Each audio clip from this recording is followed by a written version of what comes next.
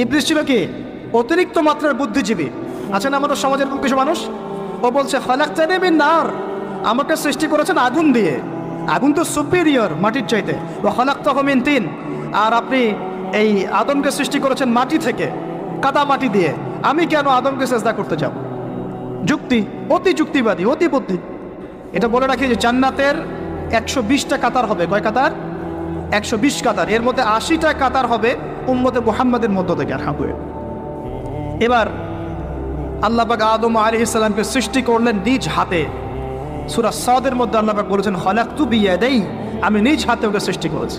আল্লাহর হাত কেমন সেটা ব্যাখ্যা করার দরকার নাই, এগুলো নিয়ে চিন্তা করতে যাবেন না। আল্লাহ পাকের মতোই, কারোর সাথে সাদৃশ্যপূর্ণ নন। আল্লাহ পাক এবার আদম আলাইহিস সালামকে সৃষ্টি করে নাম শিক্ষা দিলেন। ওয়াল্লামা আদামাল আসমাআ কুল্লাহা, এই মহাবিশ্ব